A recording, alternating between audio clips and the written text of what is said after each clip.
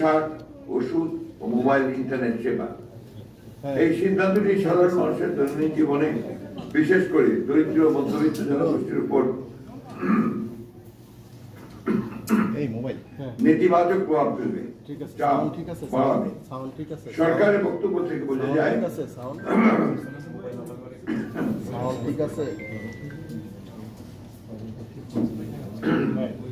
তারা চলতি অর্থ বছরের বাজেট ঘাটতির প্রথম ধাপে 42,000 কোটি টাকা এবং পরবর্তী সম্ভাব্য ঘাটতি মেটাতে এবং ট্যাক্স জিডিপি রেশিও শর্ত পূরণ করে IMF এর জন্য এই ভ্যাট বাড়িয়েছে। কারণ বর্তমান রাজস্ব দিয়ে সরকার বাজেটে খরচ মেটাতে পারছে না। একইভাবে কিছুদিন পূর্বে সরকার 22,500 কোটি টাকা ছাপিয়েছে কিছু লুণ্ঠিত ব্যাংকের তারল্য সংকট মোকাবেলায়। প্রিয় সাংবাদিকবৃন্দ, আমরা বুঝতে পারি যে আওয়ামী ফ্যাসিবাদের পরবর্তী সময়ে অন্যান্য খাতের মতো আর্থিক খাতে বিশৃঙ্খলা ভঙ্গুর অবস্থা পরবর্তী চ্যালেঞ্জগুলো সৃষ্টি করেছে। তথাপি বিএনপি বর্তমান অন্তর্বর্তীকালীন সরকারের এমন সিদ্ধান্তে সাধারণ জনগণের জীবনের উপর প্রভাব নিয়ে উদ্বিগ্ন। পতিত আওয়ামী সরকার গত 15 বছর দুর্নীতি ও লুটপাটের মাধ্যমে দেশের অর্থনীতিকে কার্যত ধ্বংস করে তুলেছে। ডিসেম্বর 2024 অনুযায়ী বিদেশি মুদ্রার রিজার্ভ $21 বিলিয়ন নেমে গিয়েছে। দেশের মূল্যস্ফীতি বেড়ে দাঁড়িয়েছে 11%, অনেক ক্ষেত্রে এটি 25% বেশি বেড়েছে। অথচ দক্ষিণ এশিয়া বিশেষত শ্রীলঙ্কার মতো দেশে মূল্যস্ফীতি উল্লেখযোগ্য হারে কমেছে। দেশের মোট ঋণের পরিমাণ 20 লাখ কোটি টাকা অতিক্রম করেছে।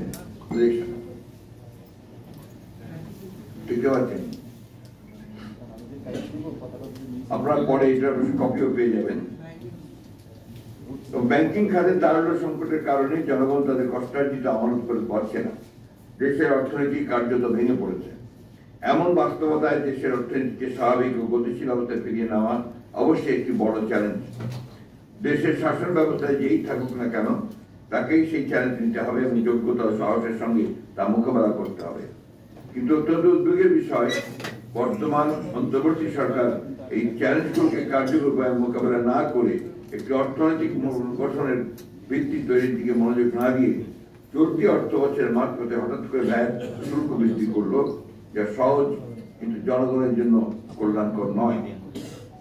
উপস্থিত সাংবাদিকবৃন্দ, সরকার গত নভেম্বর 2024 মাসে 24 সালে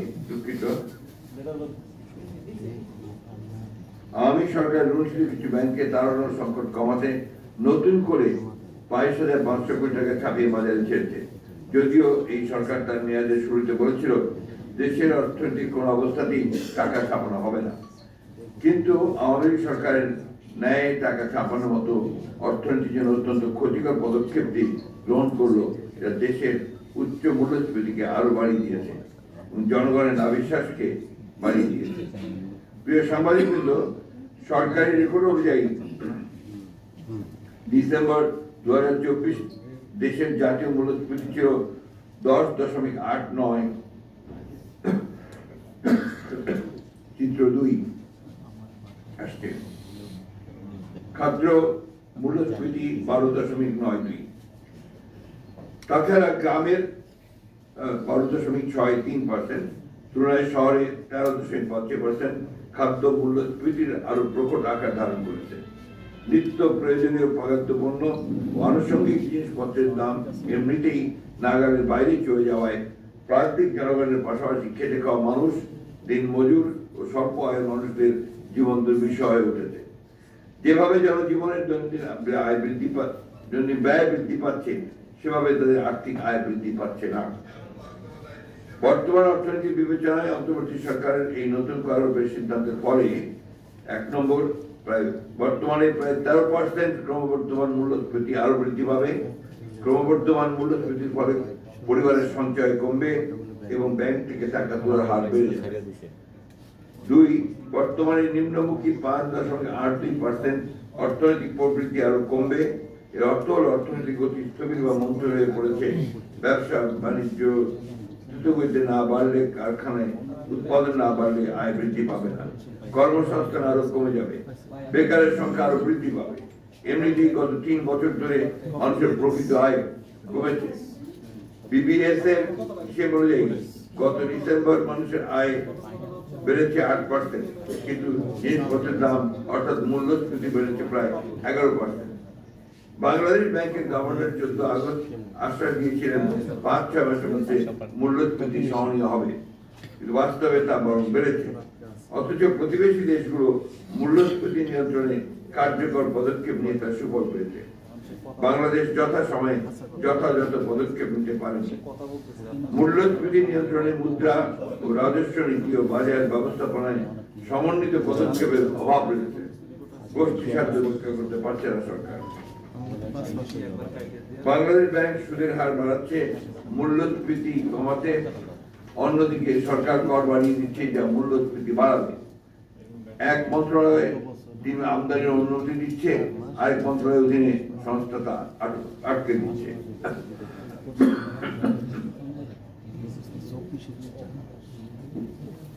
এই অদক্ষতা সমন্বয়হীনতার মাসুল দিতে হচ্ছে সাধারণ জনগণকে।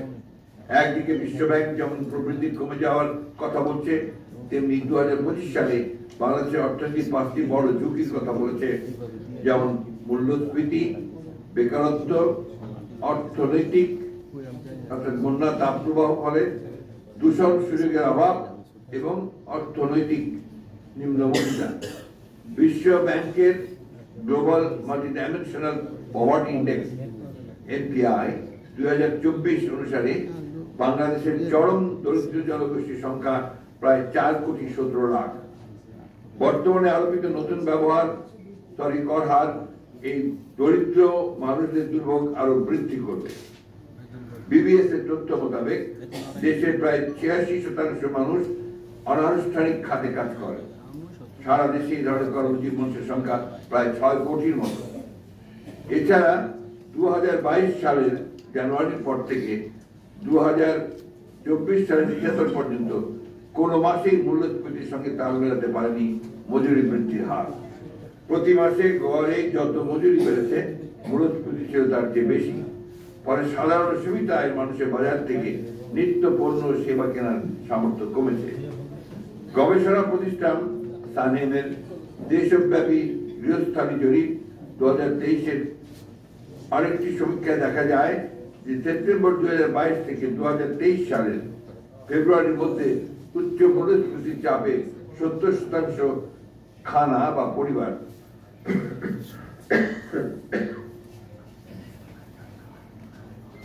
তাদের খাদ্যাভ্যাস পরিবর্তনে বাধ্য হয়েছে। 2024 সাল শেষে দেশে সার্বিক মূল্যস্ফীতি কিছুটা কমলেও খাদ্য মূল্যস্ফীতি এখনো 13 ছুঁই।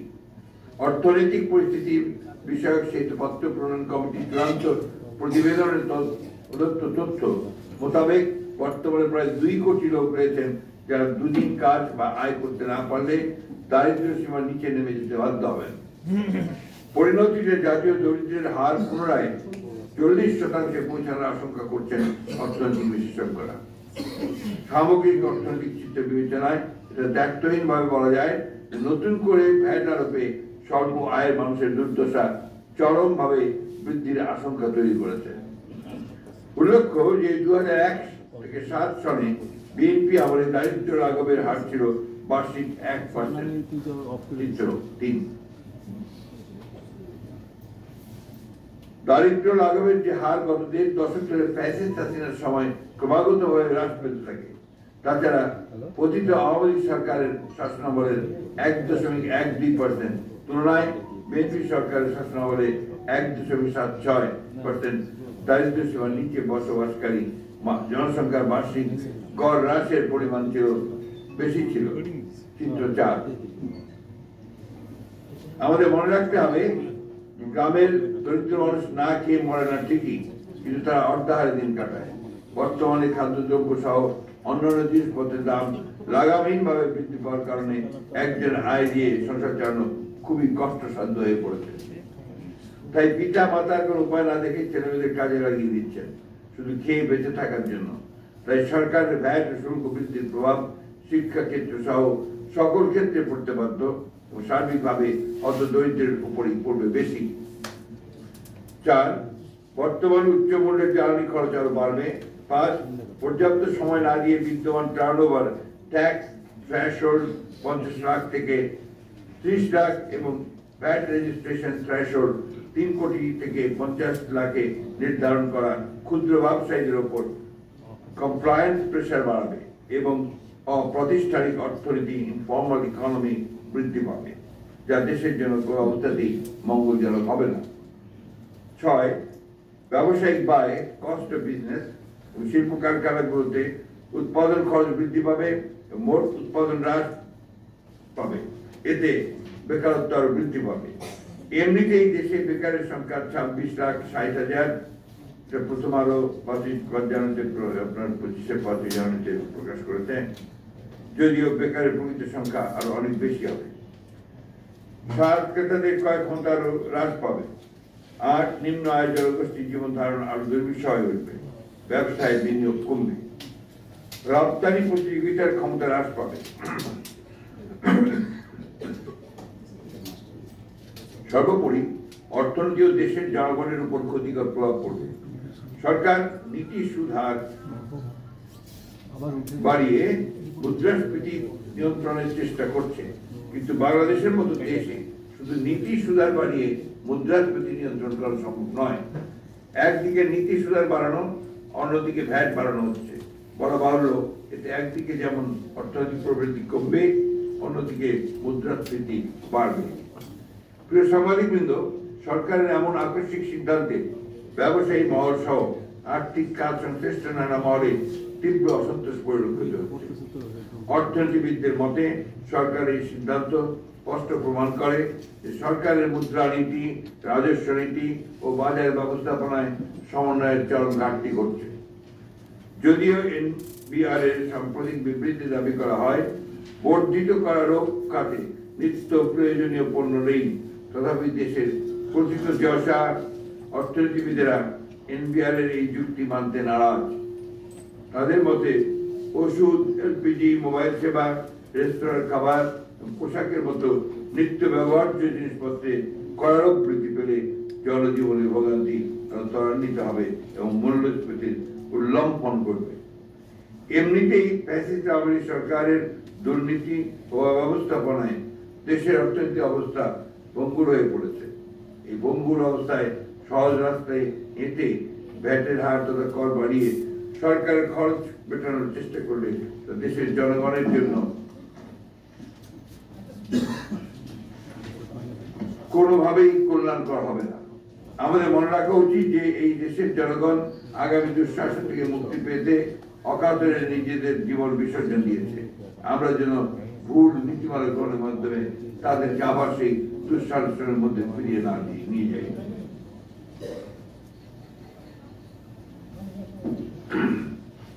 আমরা পূর্বে বলেছি যে এই অন্তর্বর্তী সরকারকে আমরা সর্বাত্মক সমর্থন ও সহযোগিতা করে যাব।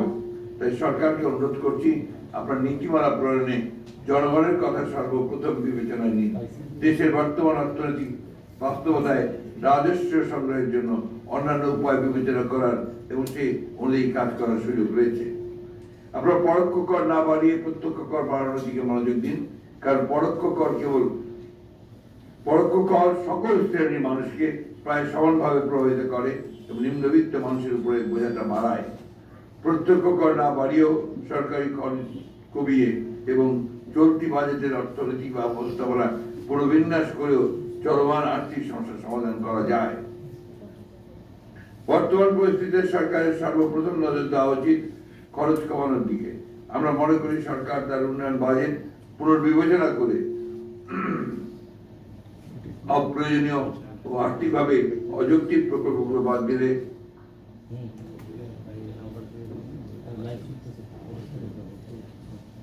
প্রায় 20% খরচ কমানো সম্ভব এবং এতে প্রায় 60,000 কোটি টাকা সাশ্রয় করতে সহায়ক হবে।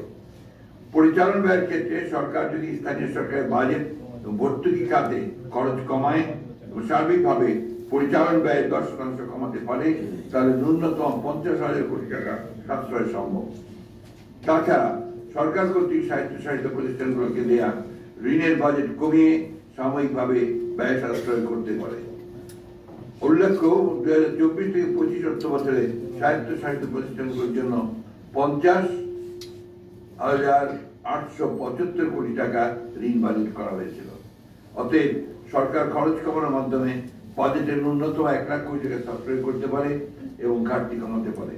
এই পদক্ষেপগুলো দেশের অর্থনৈতিক স্থিতিশীলতা ও দীর্ঘমেয়াদী উন্নয়নের জন্য অত্যন্ত জরুরি। সরকারি খরচ কমানোর এই উদ্যোগগুলো সরকারি সাধারণ মানুষের উপর করের বোঝা কমাবে এবং অর্থনৈতিক চাপ লাঘব করবে। ফলে জনগণ আর্থিকভাবে স্থিতিশীল হবে এবং দেশের সার্বিক অর্থনীতির উন্নয়ন করবে। প্রিয় সাংবাদিক বৃন্দ, অপ্রয়োজনীয় ও দুর্নীতিগ্রস্ত মেগা প্রজেক্টের বিপরীতে বরাদ্দকৃত অর্থ আপাতত বন্ধ রেখে বিপুল পরিমাণ অর্থ সাশ্রয় করা সম্ভব। প্রতিটা সরকার কুইক রেন্টাল বিদ্যুৎ উৎপাদনের ক্যাপাসিটি চার্জ বাবদ বর্তমান বাজেটে বরাদ্দ রেখেছিল 40,000 কোটি টাকা, যার পরিমাণ 2023-24 অর্থ বছরে ছিল 32,000 কোটি টাকা। মেয়াদ শেষ হয়ে গেলেও নিজেদের স্বার্থে বছরের পর বছর বাড়ানো হয়েছে এগুলোর মেয়াদ। এসব বিদ্যুৎ কেন্দ্রে বছরের পর বছর ক্যাপাসিটি চার্জের নামে চলেছে হরিলুট। গত 14 বছরে এই বিদ্যুৎ কেন্দ্রগুলোতে এমন লুটপাট হয়েছে প্রায় 1,25,000 কোটি টাকার উপর। শ্বেতপত্র কমিটিতে অন্তত উঠে এসেছে যে বিগত ফ্যাসিস্ট সরকারের সময় উন্নয়ন বাজেটের 40% লুটপাট করা হয়েছে। অধিকন্তু বাজেটে এমন অনেক খাত রয়েছে যেমন অবকাঠামো খাতগুলোতে বরাদ্দকৃত বাজেটের অধিকাংশই অর্থ ব্যয় করা সম্ভব হয় না। এ সকল খাতে তাদের বরাদ্দকৃত অর্থ হ্রাস করে বাজেটের আকারকে আরো যৌক্তিকভাবে ছোট করে আনা সম্ভব। এভাবে খরচ কমানোর পাশাপাশি সরকার এমন কিছু উৎস উপায় বের করতে পারে যা জনগণের, বিশেষ করে দরিদ্র জনগোষ্ঠীর উপর অর্থনৈতিক চাপ ফেলবে না। উদাহরণস্বরূপ, প্রত্যক্ষ করের ক্ষেত্রে সর্বোচ্চ স্ল্যাবে ইনকাম ট্যাক্সের হার বৃদ্ধি এবং চার্জ তথা ওয়েলথ ট্যাক্স বাড়ানোর মাধ্যমে কর আদায়ের ক্ষেত্রেও আরো মনোযোগী হওয়া যেতে পারে। নন ট্যাক্স এবং নন রেভিনিউ খাতে আয় বৃদ্ধি করার দিকেও নজর দেওয়া প্রয়োজন। ভ্যাটের হার না বাড়িয়ে বরং ভ্যাটের আওতা বাড়ানো যেতে পারে। নন ট্যাক্স যেমন নার্কোটিক্স ও liquor duty, motor vehicle taxes, non judicial stamp ইত্যাদি এবং নন রেভিনিউ খাত যেমন dividend and liquor duty, motor vehicle taxes বলেছি, প্রফিট অ্যান্ড দুঃখিত এগুলো যেমন dividend and profit, interest, administrative fee, service fee, licence, toll ইত্যাদি। সরকার টিআইএন নাম্বারধারীদের রিটার্ন সাবমিট এবং কর আদায় নিশ্চিত করার জন্য কার্যকর পদক্ষেপ নিতে পারে। এটি ইনকাম ট্যাক্স আওতা বাড়াতে এবং কর সংগ্রহের দক্ষতা বাড়াতে সহায়তা। করযোগ্য আয়কে করের আওতায় নিয়ে আসা সরকারের জন্য একটি গুরুত্বপূর্ণ পদক্ষেপ হতে পারে। এর মাধ্যমে কর ফাঁকি রোধ করা এবং রাজস্ব বাড়ানো সম্ভব হবে। এছাড়াও এটি কর ব্যবস্থা আরো স্বচ্ছ ও সুবিন্যস্ত করতে সহায়ক হবে, দেশের অর্থনৈতিক স্থিতিশীলতা বজায় রাখতে এবং সরকারি আয় বৃদ্ধি করতে সহায়তা করবে। দুর্নীতিবাজ ব্যক্তিদের সম্পদ যা জব্দ করা হয়েছে বা অ্যাকাউন্ট ফ্রিজ করা হয়েছে, আইনানুগ পন্থায় সেই অর্থ ব্যবহার করা সরকারের জন্য একটি কার্যকর পদক্ষেপ হতে পারে। তাছাড়া যে সকল সরকার সেক্টরে অব্যবহৃত প্রয়োজনের অতিরিক্ত অর্থ রয়েছে তা চিহ্নিত করে ওই সকল অলস অর্থের যথাযথ আইনানুগ ব্যবহার নিশ্চিত করা যেতে পারে। এই মুহূর্তে কারো টাকা উদ্ধারের জোরালো চেষ্টা করা, ব্যাংকের লুণ্ঠিত টাকা ও নন পারফরমেন্স লোনের টাকা উদ্ধারের ব্যবস্থা করা হবে এক অত্যন্ত গুরুত্বপূর্ণ পদক্ষেপ। বর্তমান সরকারের শ্বেতপত্র অনুযায়ী দুর্নীতি লুটপাটের প্রায় $234 বিলিয়ন বা 28 লক্ষ কোটি টাকা উদ্ধার করার সর্বোচ্চ প্রচেষ্টা অত্যন্ত জরুরি। ফ্যাসিস্ট হাসিনার বিদায়ের পর বর্তমান অন্তর্বর্তীকালীন সরকার প্রধানের আন্তর্জাতিক ভাবমূর্তির কারণে সকলে আশা করছে যে আন্তর্জাতিক সম্প্রদায় বাংলাদেশের অর্থনৈতিক সাহায্যে এগিয়ে আসবে। এই প্রেক্ষাপটে আইএমএফ থেকে ঋণ পেতে তাদের প্রদত্ত কঠিন শর্তগুলো শিথিল করার জন্য বলা যেতে পারে। কারণ বলা হচ্ছে যে আইএমএফ এর শর্ত পূরণে নাকি কর চাপানো হয়েছে। তাছাড়া দাতা দেশ ও দাতা সংস্থাগুলো কর্তৃক ঘোষিত অনুদান ঋণের অত্যাচার করার ক্ষেত্রেও সরকারকে আরো প্রোঅ্যাক্টিভ হতে হবে। প্রতিটা আওয়ামী সরকারের সময় অনেক ক্ষমতাশালী ব্যক্তি ও প্রতিষ্ঠানকে অন্যায়ভাবে কর অব্যাহতি দেওয়া হয়েছিল, কর্পোরেট ট্যাক্স রিবেট। তারা অনেকেই অন্যায়ের পথ বেছে নিয়ে অনৈতিকভাবে কর ফাঁকি দিয়েছেন। অন্তর্বর্তীকালীন সরকার এই অন্যায় ও আর্থিক অনিয়মের পথ বন্ধ করে প্রত্যক্ষ কর বাড়াতে পারে। এর ফলে একদিকে যেমন সরকারের রাজস্ব আয়ের পরিসর বৃদ্ধি পেত, ঠিক তেমনি শুল্ক কারকের মতো জনবিধ্বংসী সিদ্ধান্ত এড়ানো যেত।